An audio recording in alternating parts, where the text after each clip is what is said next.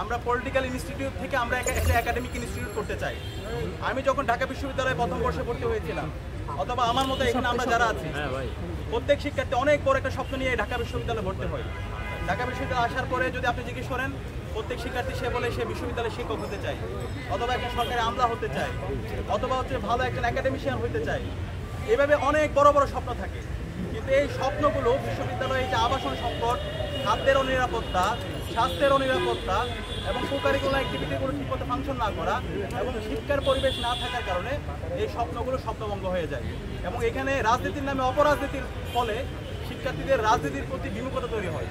সেই জায়গা থেকে আমরা যদি শিক্ষার্থীদের ম্যান্ডেট পেয়ে আমরা যদি সেবা করার সুযোগ পাই, আমাদের প্রথম কাজ হবে এই ঢাকা বিশ্ববিদ্যালয়কে পলিটিক্যাল ইনস্টিটিউশন থেকে এটাকে একটা একাডেমিক ইনস্টিটিউট করা।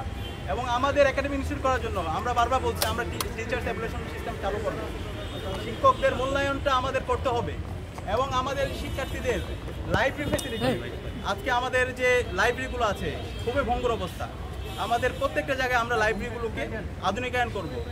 বিজনেস ফ্যাকাল্টি থেকে শুরু করে আমাদের সায়েন্স ফ্যাকাল্টি যে লাইব্রেরিগুলো আছে এবং সকল লাইব্রেরিগুলোতে এই লাইব্রেরি আওতায় নিয়ে আসা, এবং এর পাশাপাশি আমাদের এই বিশ্ববিদ্যালয়ের সায়েন্স এবং টেকনোলজির দিক দিয়ে এগিয়ে নিয়ে যাওয়ার জন্য বিশ্ববিদ্যালয় প্রশাসনকে আমরা বাধ্য করব। আমরা জানি ঢাকা বিশ্ববিদ্যালয়ে একটি ইনস্টিটিউট আছে, সেটা হচ্ছে লেদার টেকনোলজিক্যাল ইনস্টিটিউট।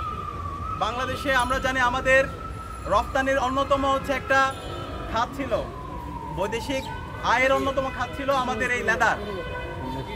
কিন্তু আমরা দেখতে পেয়েছি আমাদের এই আইলেটের শিক্ষার্থীরা অনেক সম্ভাবনাময়, কিন্তু ওইখানে যে মেশিনারিজগুলো আছে প্রোডাক্ট তৈরি করা, সেই মেশিনারিজগুলো 30 থেকে 35 বছর আগে, যে কারণে মডার্ন সময়ে বর্তমান সময়ে যেভাবে প্রোডাক্টগুলো তৈরি করা দরকার সেই প্রোডাক্টগুলো তৈরি করা হচ্ছে না। একটা সিন্ডিকেট এখানে তৈরি হয়েছে। তো ইনশাআল্লাহ আমরা যদি শিক্ষার্থীদের সেবা করার সুযোগ পাই, আমরা অবশ্যই আমাদের এই আইলেটকে নতুনভাবে আমরা ঢেলে সাজাবো। এবং আমরা আশা করছি গত 1 বছর জুড়ে আমরা যে সমস্ত কাজগুলো করেছি, শিক্ষার্থীদের পাশে যেভাবে ছিলাম, শিক্ষার্থীরা ঐক্যবদ্ধ শিক্ষার্থীদের লিডারশিপ কোয়ালিটি, তাদের সততা, তাদের দক্ষতা এবং শিক্ষার্থী বান্ধব কাজ, এই সব কিছু এবং জুলাইয়ের আকাঙ্ক্ষাকে ধারণ করে আমরা যতগুলো আয়োজন করেছি সেই আয়োজনগুলো সব কিছু শিক্ষার্থীরা স্বতঃস্ফূর্তভাবে গ্রহণ করেছে।